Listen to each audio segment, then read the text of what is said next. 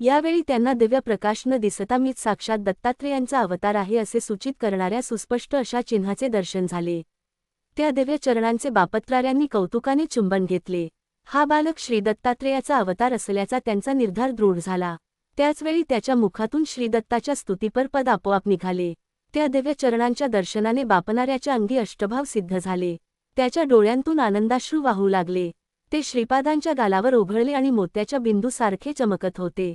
आजोबांनी आपल्या उपरण्याने हळूवारपणे श्रीपादाच्या गालावरील ते थेंब पुसले। यावेळी श्रीपाद म्हणाले, आजोबा, तुम्ही सौरमंडलातून शक्तिपात करून तो शक्ती श्रीशैल्यस्थित श्री मल्लिकार्जुन शिवलिंगात आकर्षित केली होती।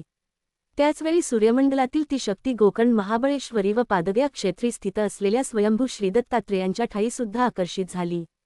गोकर्ण महाबळेश्वर क्षेत्रास अधिक शक्तिसंपन्न करण्याचा संकल्प आहे।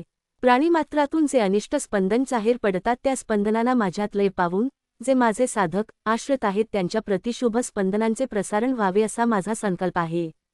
गोकर्ण महाबळेश्वर हे परमेश्वराचे आत्मलिंग आहे।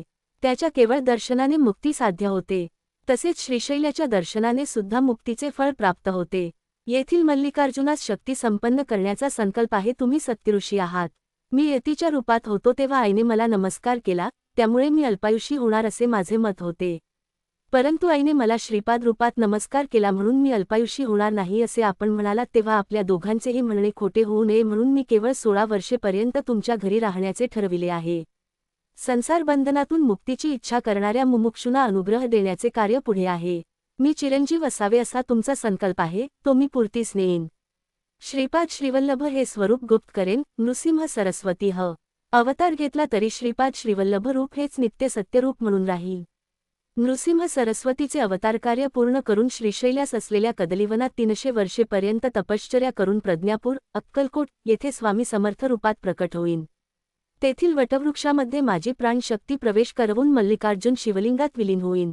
बापणाऱ्यांना हे सगळे आश्चर्यकारक व अद्भुत असे वाटले। आजोबांच्या घरी पहिल्या वर्षीचा वाढदिवस अति आनंदात व थाटाने साजरा झाला। पीठिकापुरमला त्या दिवशी आणखी एक आश्चर्य घडले। नरसावधानी देवळाचे पुजारी आणि अजून काही मंडळी कुक्कटेश्वराच्या मंदिरात दर्शनाला गेले असताना त्यांना तेथे स्वयंभू दत्तात्रेयांची मूर्ती दिसली नाही। मंदिरातील मूर्ती दिसेनाशी झाल्याची वार्ता गावात दावानलासारखी पसरली। नरसावधानींच्या विरुद्ध असलेला एक तांत्रिक मूर्ती अदृश्य होण्याचे कारण नरसावधानीच आहेत असे मोठ्या तावातावाने म्हणू लागला। नरसावधानी क्षुद्रविद्येचे उपासक आहेत, त्यांनीच मूर्ती अदृश्य केली असा प्रचार गावात करण्यास त्याने सुरुवात केली। पीठापुरमच्या ब्राह्मणांनी नरसावधानींच्या घराची झडती घेण्याचे ठरविले। ते ब्राह्मण श्री बापणाऱ्यांना भेटले व झालेला प्रकार सांगितला। तेव्हा बापणारे त्या ब्राह्मणास म्हणाले, सत्यप्रत्ययास येईपर्यंत मौन राहावे, योग्य वेळी या प्रश्नाचे समाधान होईल। नरसावधानींच्या घराची झडती घेऊन संशयित स्थळी खोदकाम केल्यावर तेथे मानव कपाल व क्षुद्रविद्येस उपयोगी पडणाऱ्या काही वस्तू सापडल्या, परंतु श्रीदत्तात्रेयांची मूर्ती मात्र मिळाली नाही। श्री नरसावधानी मूर्तीच्या चोरीच्या आरोपापासून मुक्त झाले, परंतु ते क्षुद्रविद्येचे उपासक असल्याचे सिद्ध झाले। दिवसेंदिवस त्यांची प्रकृती क्षीण होत होती। त्याच्याकडे एक वासगाय होती, तिला बैलाप्रमाणे शेतीच्या कामासाठी वापरीत व वेळेवर दाणापाणी सुद्धा देत नसत। एके दिवशी नरसावधानींच्या विरुद्ध असलेल्या तांत्रिकाने त्या गायीच्या शरीरात क्षुद्रशक्तीचे आवाहन केले। त्यामुळे त्या गायीने खुटाचे बंधन तोडून टाकून ती घरात शिरली व घरच्या लोकांना शिगाने मारू लागली। तरसावधानीने अतिप्रेमाने लावलेला राजगिऱ्याच्या भाजीचा मळा तिने उद्ध्वस्त केला। त्या गायीच्या जवळ जाऊन तिला दोरीने बांधणे कोणासच शक्य झाले नाही। त्याच दिवशी नरसावधानींच्या घरी त्यांच्या आईचे श्राद्ध होते। श्राद्धाचा संपूर्ण स्वयंपाक झाला होता। श्राद्धाच्या ब्राह्मणांचे भोजन झाले होते, घरच्या मंडळीचे मात्र जेवण अजून झाले नव्हते।